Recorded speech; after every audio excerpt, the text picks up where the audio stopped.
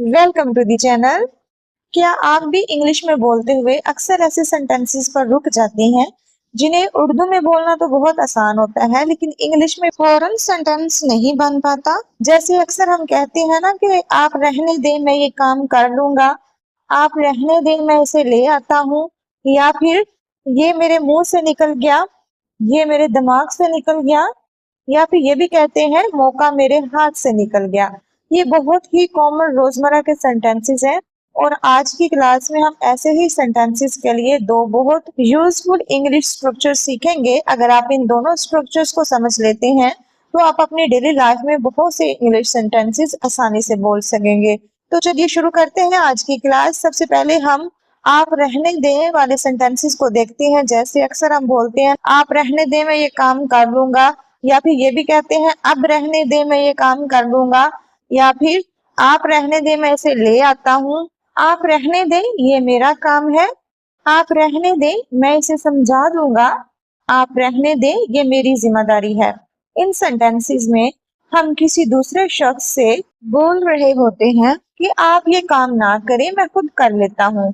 ऐसी सिचुएशन में आप रहने दें, इसके लिए हम एक यूजफुल इंग्लिश एक्सप्रेशन यूज करते हैं, लेट इट बी। तो इस तरह के सेंटेंसेस के लिए कैसे स्ट्रक्चर बनेगा? सबसे पहले हम लिखेंगे सब्जेक्ट यानी कि यू, इसके बाद लेट इट बी और इसके बाद हमें कंप्लीट सेंटेंस लिखना है जिस भी टेंस में हमारा सेंटेंस है। जैसे कि एग्जांपल देखिए, आप रहने दें, मैं ये काम कर लूंगा। तो आप रहने दें, इसके लिए हम यूज कर लेंगे यू लेट इट बी। मैं ये काम कर लूंगा। तो ये वाला सेंटेंस देखिए, फ्यूचर का सेंटेंस है। तो फ्यूचर के सेंटेंस में हम विल प्लस वर्ब की फर्स्ट फॉर्म का यूज करते हैं। तो सबसे पहले हमें सब्जेक्ट लिखना है। तो इस सेंटेंस में सब्जेक्ट है मैं, इसके लिए लिख लेंगे आई। अब देखिए लास्ट पे आ जाए सेंटेंस के, लिखा हुआ है गा, इसके लिए लिखेंगे विल, आई विल। इसमें सेंटेंस में देखिए अब वर्ब क्या है, करना, करने के लिए डू लिख लेंगे, आई विल डू ये काम, इसके लिए लिख लेंगे दिस वर्क। सेंटेंस हमारा कंप्लीट बनेगा, you let it be, I will do this work. आप रहने दें, मैं ये काम कर लूंगा। ऐसे ही आप रहने दें, वो इसे पैसे दे देगा। आप रहने दें, इसके लिए तो हमने लिख लिया you let it be. Next हमारा जो सेंटेंस है वो इसे पैसे दे देगा। ये भी सेंटेंस हमारा फ्यूचर का है, इसमें भी विल का यूज होगा और प्लस वर्ब की फर्स्ट फॉर्म आ जाएगी। देने के लिए गिव यूज करेंगे। सेंटेंस बनेगा you let it be, he will give her money. You let it be, he will give her money. ऐसे ही आप रहने दें, मैं इसे ले आता हूँ। आप रहने दें, इसके लिए तो हम लिख लेंगे यू लेट इट बी। बाकी सेंटेंस देखें, मैं इसे ले आता हूँ।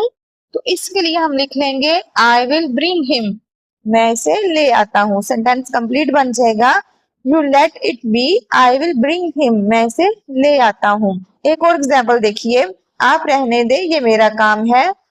You let it be, it's my work. ये मेरा काम है, इट्स माई वर्क। आप रहने दे, मैं इसे समझा दूंगा। आप रहने दे, इसके लिए लिख लेंगे यू लेट इट बी। मैं इसे समझा दूंगा, I will make him understand. I will make him understand complete sentence हो जाएगा you let it be, I will make him understand. आप रहने दे, ये मेरी जिम्मेदारी है। आप रहने दे, यू लेट इट बी, ये मेरी जिम्मेदारी है, it's my responsibility. You let it be, it's my responsibility. यहाँ एक बात याद रखें, लेट इट बी का मतलब होता है रहने दें या फिर इसे वैसे ही रहने दें, या ये भी कह सकते हैं छोड़ दें। लेकिन रोजमर्रा जिंदगी में हम सिचुएशन के according leave it to me भी यूज कर सकते हैं। ये नेचुरल एक्सप्रेशंस हैं, आप इनका भी यूज कर सकते हैं। जैसे आप रहने दें, मैं कर लेता हूँ। Leave it to me, leave it to me यानी ये काम मुझ पर छोड़ दें।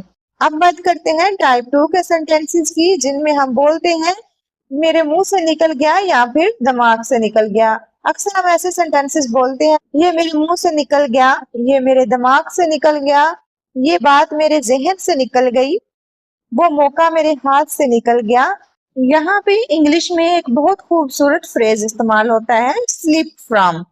स्लिप फ्रॉम, जब कोई बात हमारी जुबान से गलती से निकल जाए या कोई चीज हमारी याददाश्त से निकल जाए तो हम स्लिप फ्रॉम इस्तेमाल कर सकते हैं। स्ट्रक्चर बनेगा, सबसे पहले सब्जेक्ट लिखेंगे प्लस हेल्पिंग वर्ब आ जाएगा, प्लस हम जस्ट स्लिप्ड फ्रॉम का यूज करेंगे, प्लस बाकी जो अदर वर्ड्स हैं वो लिख लेंगे। एग्जाम्पल्स की मदद से मजीद समझ लेते हैं कि इस तरह के सेंटेंसेस को कैसे फ्रेम किया जाता है। सबसे पहले एग्जाम्पल है हमारे पास, ये मेरे मुंह से निकल गया। तो यहाँ पे सबसे पहले हमें सब्जेक्ट लिखना है, ये के लिए इट लिख लेंगे। It just slipped from my mouth, ये मेरे मुंह से निकल गया। It just slipped from my mouth, यानी मैंने ये बात जानबूझकर नहीं कही बल्कि गलती से मेरे मुंह से निकल गई, तो हम बोलेंगे it just slipped from my mouth. इस सेंटेंस को ऐसे भी ट्रांसलेट किया जा सकता है, it just slipped out of my mouth. It just slipped out of my mouth. ऐसे ही अगर हमें बोलना हो, ये मेरे दिमाग से निकल गया, it just slipped from my mind. It just slipped from my mind. इस सेंटेंस में अगर from का यूज नहीं किया जाए तो भी सेंटेंस हमारा सही होगा, it just slipped my mind, यानी ये मेरे दिमाग से निकल गया। लेकिन याद रखें, स्लिप्ड माई माइंड भी इंग्लिश में बहुत कॉमन एक्सप्रेशन है। यहाँ पे स्लिप्ड फ्रॉम माई माइंड का मतलब है मेरे जहन से निकल गया या मुझे याद नहीं रहा। एक और एग्जांपल देखिए, मौका हाथ से निकल गया। जैसे वो मौका मेरे हाथ से निकल गया, that chance just slipped from my hands. That chance just slipped from my hands, यानी वो मौका मेरे काबू में नहीं रहा या मैं उसे हासिल नहीं कर सका। ऐसे ही कुछ मजीद एग्जाम्पल देखते हैं ताकि ये स्ट्रक्चर अच्छी तरह से याद हो जाए। जैसे इसका नाम मेरे दिमाग से निकल गया। इन सेंटेंसेस में अगर हम जस्ट का यूज नहीं भी करते तो भी सेंटेंस हमारा ठीक है। अगर बात पर जोर डालना चाहते हैं यानी एम्फसाइज करना चाहते हैं कि अभी अभी या अचानक ये काम हो गया, तो फिर आप जस्ट का यूज करें। अदरवाइज सेंटेंस हम वैसे भी ट्रांसलेट कर लें तो भी सेंटेंस हमारा सही होगा। जैसे his name slipped my mind, his name slipped my mind. Just और फ्रॉम का यूज ऑप्शनल है, आप अगर करना चाहें इन वर्ड्स का यूज तो कर सकते हैं, अदरवाइज हम सिर्फ स्लिप्ड वर्ड यूज करके भी इन सेंटेंसेस को ट्रांसलेट कर सकते हैं। ये बात मेरे मुंह से निकल गई, it slipped from my mouth. It slipped from my mouth. मैं उसका नाम भूल गया, ये मेरे दिमाग से निकल गया था। I forgot his name. मैं उसका नाम भूल गया। I forgot his name. ये मेरे दिमाग से निकल गया था। It slipped my mind. ये मेरे दिमाग से निकल गया था। ऐसे ही मैं तुम्हें फोन करना भूल गया, ये मेरे दिमाग से निकल गया था। I forgot to call you. It slipped my mind. It slipped my mind. वो मौका मेरे हाथ से निकल गया। That opportunity slipped from my hands. That opportunity slipped from my hands. एक अहम बात हमेशा याद रखें, स्लिप का मतलब होता है फिसलना, लेकिन जब इसे हम इस तरह से इस्तेमाल करते हैं, it just slipped from my mouth, तो इसका मतलब होता है बात बेध्यानी में मेरे मुंह से निकल गई। आज की क्लास में हमने दो यूजफुल एक्सप्रेशन सीखे हैं। पहला हमने सीखा है आप रहने दे means you let it be, जैसे आप रहने दे मैं कर लूंगा। और दूसरा स्ट्रक्चर हमने सीखा, जब कोई बात, चीज या मौका हमारी गिरफ्त, याद या जुबान से निकल जाए तो हम बोलते हैं इट स्लिप्ड फ्रॉम। जैसे ये मेरे दिमाग से निकल गया, it slipped from my mind. वो मौका मेरे हाथ से निकल गया, that chance slipped from my hands. तो आज से जब भी आपको इस तरह के सेंटेंसेस बोलने हो, रहने दें या मेरे दिमाग से निकल गया या मुंह से निकल गया जैसे जुमले बोलने हो, तो इन एक्सप्रेशंस का जरूर इस्तेमाल करें। कोशिश करें जितनी ज्यादा आप प्रैक्टिस करेंगे उतनी ही तेजी से इंग्लिश आपकी डेली कन्वर्सेशन का हिस्सा बनेगी।